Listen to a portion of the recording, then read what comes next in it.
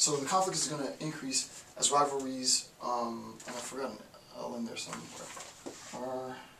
R-I-V-A-L. As rivalries attempt to attain power. This ethnic group is attempting to attain power. Insofar as this group attains power, it marginalizes this group. This group is attempting to attain power. Insofar as it attempts to attain power, it marginalizes this group. So to draw a clearer picture, it's like this. A, B, we'll say A gets power first, right? Right. A, this is obviously conflict, right? This is attaining power, attempts to attain power, right? At this point, A has acquired power, right? And now that A has acquired power, A is going to oppress or marginalize.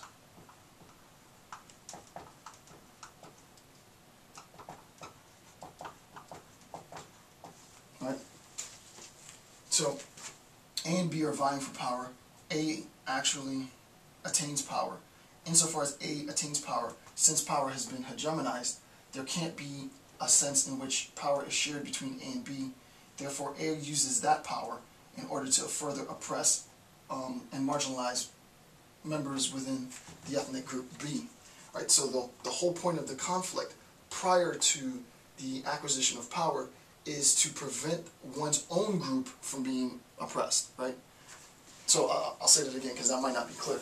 The whole point, the whole origin of the conflict prior to the acquisition of power, right? The point of the conflict prior to either of the groups attaining power is a recognition that if the other group attains power before we do, then they're going to use that power to oppress my own group, right? So we want to prevent them from having power, that way our people aren't marginalized.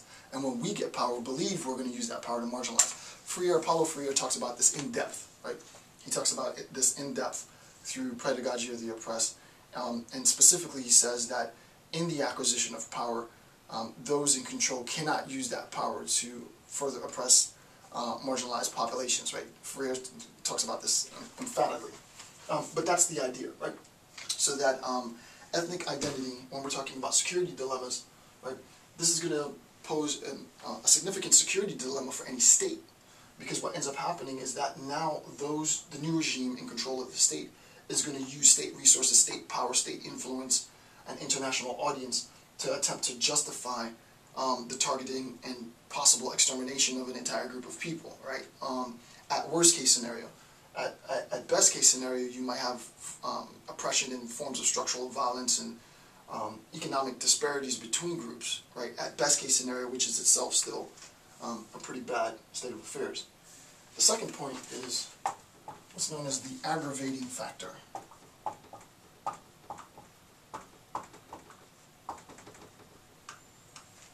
Right? The aggravating factor. And the aggravating factor is an inability to distinguish, right? An inability to distinguish between offensive and defensive weapons.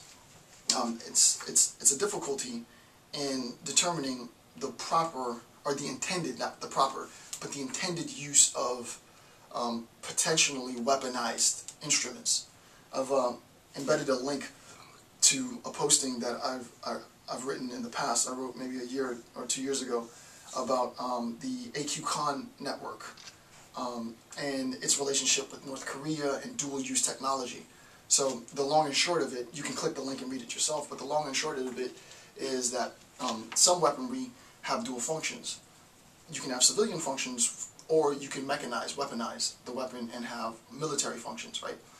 Weapons that have this dual-use capability, it's hard to differentiate the intended use of the weapon, right? So any dual-use weapon has, as a consequence of the duality of its use, right, either civilian, non-military, or military-based weapon, this aggravating factor, right? So that aggravating factor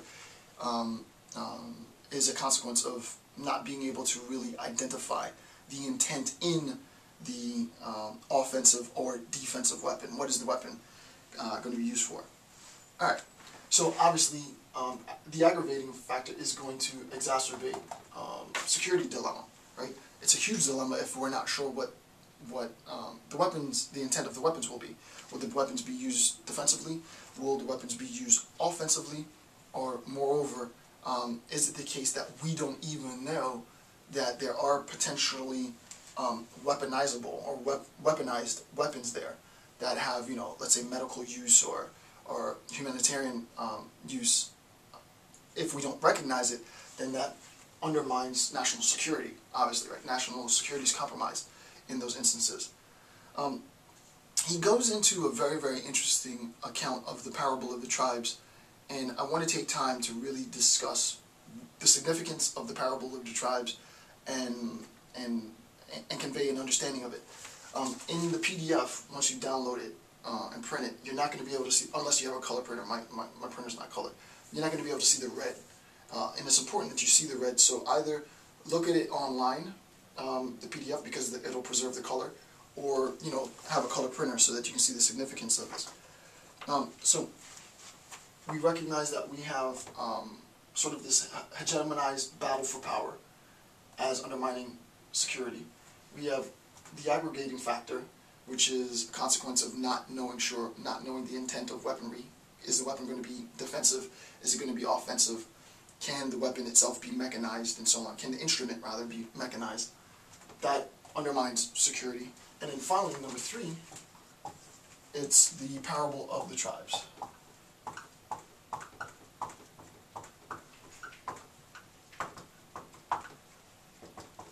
And I want to discuss this parable in some detail, because it's important that you recognize it. Okay, so first of all, how to make sense of the figure. How do you read the figure? We're going to start, I've labeled it. 1 is here, 2 is outside, 3 is back inside. As long as you identify the numbers, you shouldn't have difficulty understanding. Okay, so imagine that we have a state, right? Imagine that we have a state, or a proximity, a geographic location. Right? So we'll say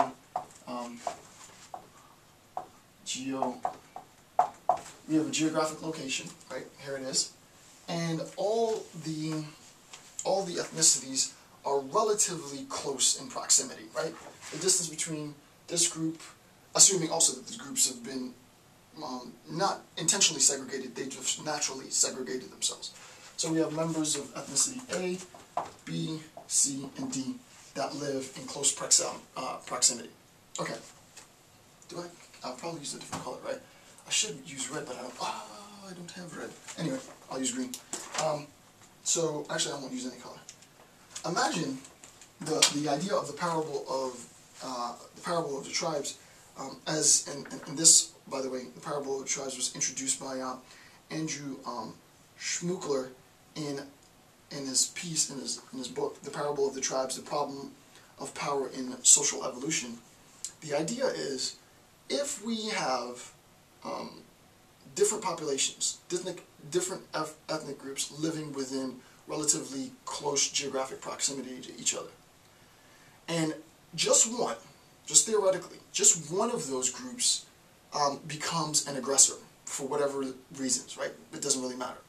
So one of the groups decides that it's going to be an aggressor and it's going to attack another group with the purpose of either enforcing assimilation or destroying the group, as in an act of genocide, or you fill in the blank.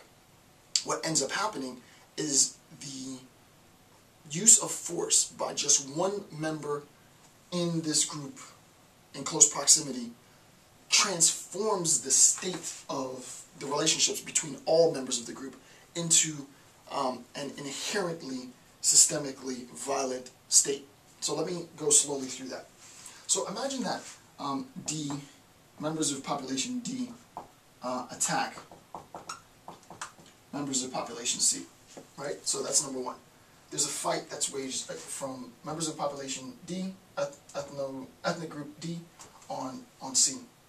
What ends up happening, if members of this population refuse to fight, if when attacked by members of population D, they refuse to fight, then according to the theory, right, according to Schmuckler, we have one of four consequences that can happen from their refusal to attack, right? My ethnic group is being attacked by another ethnic group. If collectively we refuse to fight them in this attack, one of four consequences can happen from our refusal to fight. The first,